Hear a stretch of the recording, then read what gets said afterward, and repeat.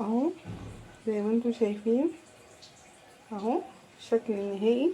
انا مقرمشه شويه عشان اللي بقى لهم دلوقتي عايزينهم مقرمش شويه. وما تنسوش في الاشتراك. باي باي.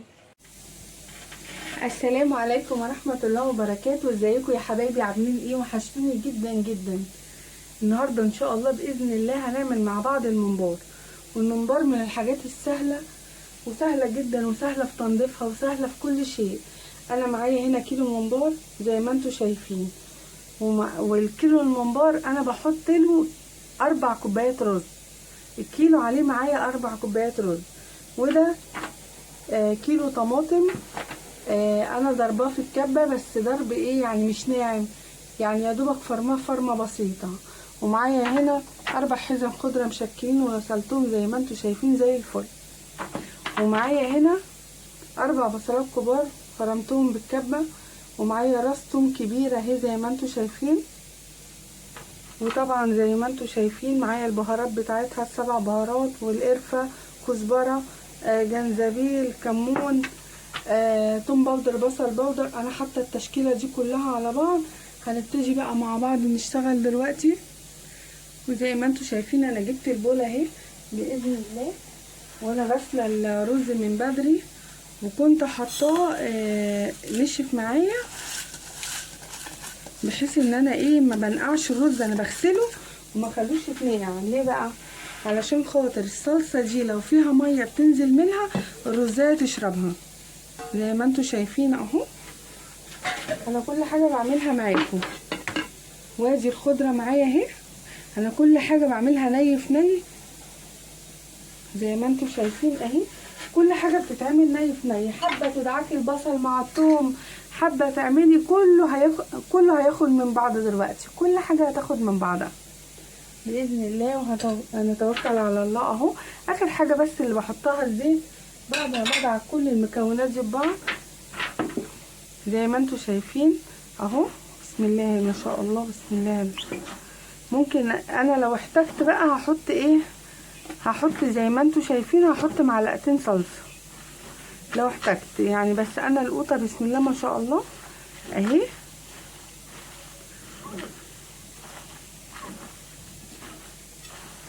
وكل حاجه بعملها قدامك اهو اهي. انا بعمل بايديا، انتوا عارفين ان انا متعوده والله ان انا اعمل بايدي. وجربوا اكلاتي يعني ان شاء الله باذن الله هتنور رضاكم. والله انا اكلاتي يعني انا مش بشكر في نفسي والله. الناس اللي ضاقت مني اكل هي اللي تقول لكم اكلاتي شكلها ايه. وانا زي ما انتم شايفين انا كنت هحط معلقتين صلصه بس لقيت الموضوع مش مستاهل. زي ما انتم شايفين اللون تحفه والريحه احلى. اخر حاجه هحطها معايا الزيت بقى، ده اخر حاجه. وزي ما انا قلت لكم لما تيجوا هو الزيت بنحط زي نص كوبايه زيت كده معانا وبرده ندعك. زي ما قلت لكم لما تيجوا تغسلوا الرز اغسلوه ما تنقعوهوش، بحيث ان الرزايه ما تشربش ميه، لا تشرب ميه الطماطم اللي نزلت منها. يعني بصوا انا اهي، بصوا قدامكم مفيش ميه عندي اهي. ليه بقى؟ لان انا غسلت الرز وسبته لما تشرب خالص زي ما انتم شايفين اهي. هنبتدي بقى ان احنا نحشي مع بعضينا. الحشو سهل جدا جدا اهي. الممبار قدامكم، انا هقول لكم غسيله سهل جدا. انت بتجيبي الممبار، انا بقلبها، انا بخلي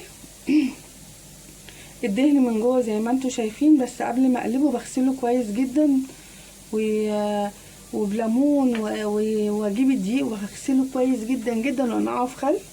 وبعدين بقلبه. انا بعمل على اهو الوش بيبقى جوه اهو بايديا الاتنين اهو. بمسك اهو بصباع واحد اهو. بصوا ما بتاخدش في ايدينا اي حاجه. اسهل حاجه في الدنيا بيتعمل معاكي الممبار اهو. اهي الممبار اهي، صباع بتفتحي بيه والصباع التاني بتدخلي بيه اهو اهو اهي. وما نملاهاش قوي ونخلي الحرفين في الاخر يبقوا فاضيين عشان لما تنزل في الشوربه تقفل معانا اهو زي ما انتوا شايفين اهي. هنعمل غيرها. الموضوع بسيط جدا، والممبار اللي بيفتكر ان هو اكله صعبه، لا ده اكله سهله وغسيلها سهل جدا، مش محتاج. اهي زي ما انتوا شايفين اهو. انا بصباع واحد اهو بحشي. رحمه الله عليها امي اللي علمتني ان انا اعمل الممبار ازاي وبغسيله بكله. ليها الفضل عليا في كل شيء انا واخواتي اهي. وزي ما انا قلت لكم الحرفين اهو، الحرفين يبقوا فاضيين. هنعمل كمان واحده عشان برضو ايه، انا بمسكها اهو، انا بمسك اهو الحرف بصباع بفتح والصباع التاني بحشي. شايفين بشتغل كده كده.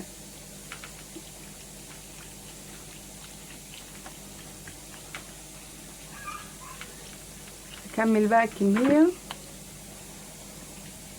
مع نفسي كده واوريكم في الاخر النتيجه ايه اهي. زي ما انتوا شايفين اهي الممباريه ومش مليانه. هكمل الكميه مع نفسي. اخر اتنين اهو. انا خلاص تقريبا خلاص اهي كميه الرز خلصت معايا، واخر اتنين اهو بعملهم. موضوع بسيط جدا، ولا الممبار عمره كان حاجه صعبه، كل حاجه سهله، تنظيفه سهل زي ما قلت لكم. بنغسل الاول الوش بتاعه اللي فيه الدهن، بنغسله جامد جدا. الاول بنغسله بدقيق وملح ونشيل منه اي دهون تكون شكلها كده فيها اي شوائب او اي حاجه. غسلنا الوش ده كويس قوي، نقلبه بقى على الوش التاني ونقعد نكحت بقى. بعد ما نكحت نشتغل بالدقيق برضو، وبعدين بالخل والملح، وبعدين نرجع معلش هو غلبة شوية بغسيله، بس هو لازم حاجة انت بتاكليها لازم تبقي عارفة بتاكلي ايه. نرجع تاني اللهم صل على النبي عليه الصلاة والسلام.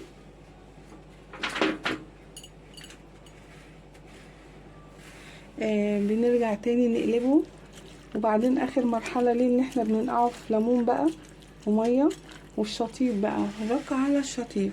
خلصناه زي ما انتوا شايفين المقادير اللي عملتها قدامكم. وادي الاربع كوبايات بتوع الرز، عليهم من كيلو لكيلو وربع قوطة. 3-4 حزم حلوين خضرة كده حلوين، و4 بصلات كبار، البصلة تكون من الكبيرة، وراس توم كبيرة، ملح وفلفل، قرفة، 7 بهارات، كمون، كزبرة. اللي حابب يحط شطة، انا ما حطيتش شطة. وخلاص اهو اخر حاجة تشطيب الرز اهو. تشطيب الرز اهي احطهم ان شاء الله ال4 كوبايات بالظبط. انا ببقى عارفة تقدير الحاجة. هروح بقى معاكم في التسوية واهو. وانا قلتلكوا خلوا بالكوا القوطة المية اللي هتنزل منها الرز هيشربها اوتوماتيك، الرز هيشربها. انما لو انتي نقعتي الرز وسبتيه منقوع شوية هيبقى شرب مية.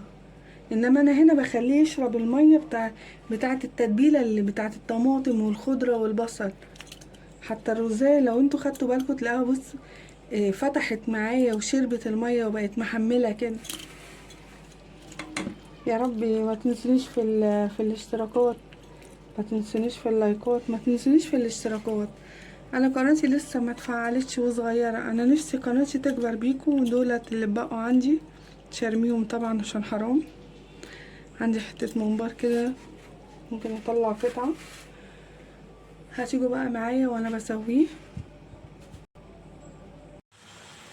وانا اهو زي ما انتوا شايفين ادي الميه لازم تبقى بتغلي زي ما انتوا شايفين كده. لازم هنزل بيها ركزوا بقى معايا، ركزوا في كل حاجة انا هعملها دلوقتي عشان برضو ايه الطعم ده هيفرق معانا. هننزل بطماطمية، وهننزل ببصلاية متقطعة 4/4. بصوا بقى الكزبرة سبت منها شوية صغيرة هحطهم مع الشوربة زي ما انتوا شايفين. الكزبرة هتفرق معانا جدا في الطعم. معايا هنحط ورق اللورة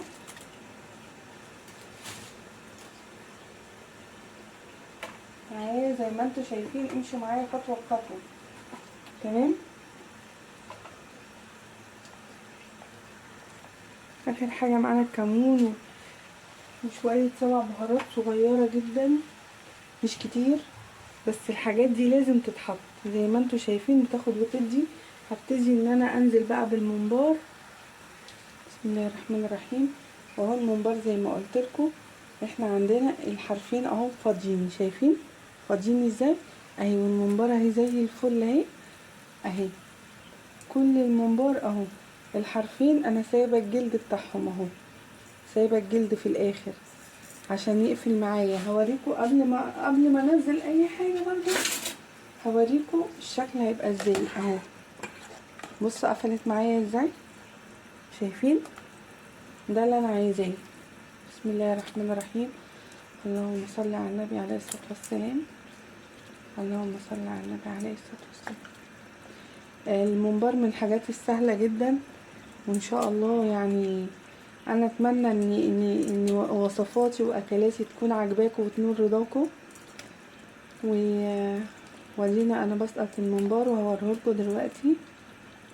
بسم الله الرحمن الرحيم. ولما تيجوا تحطوا ميه للممبار تغلي، ما تملوش الحله، خلوها نصها،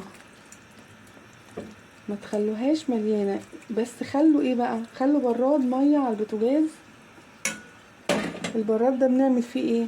الميه قلت معانا بنزود منها، ما ينفعش ان احنا نزوده ميه ساقعه، ما ينفعش، يفرقع معانا. بيقعد معانا مبدئيا من اول ساعه الا ربع كده تبتدي ان انت تتابعيه، لان ساعات في ممبار بيبقى صغير بتاع العجول الصغيره، ما بياخدش معاكي سوا. فلو انا قلتلك من الساعه ابتدي بصي افرضي استوى قبل كده تلحقي نفسك فيه. زي ما انتوا شايفين انا بقى بحمره اهو، هعمل كده من على النار. طبعا بقى البوتاجاز بقى ربنا يقدرني اهو. والله انا كلته وهو لسه يعني، وهو لسه كده. انا يعني طلعته، هما كانوا مستعجلين على اكله قبل ما انا احمره. بصوا اللون بتاعه، لون روعه روعه اهو اهو، ولا طالع ولا اي حاجه يعني. انا جايباه بس عشان دي كانت من تحت اهو. وما تنسونيش بقى في الاشتراك، ودي اسهل طريقه ان انت تعمل ان احنا نعمل الممبار بطريقه سهله وبسيطه. وسامحوني ان انا لسه مخدتش برضو على الكاميرا، ان انا لما بتكلم قدام الكاميرا مخدتش عليها، فبالهنا والشفا. ودي اهو زي ما انتم شايفين اهو الشكل النهائي. انا مقرمشه شويه عشان اللي بقى لهم دلوقتي عايزينهم مقرمش شويه. وما تنسوش في الاشتراك. باي باي.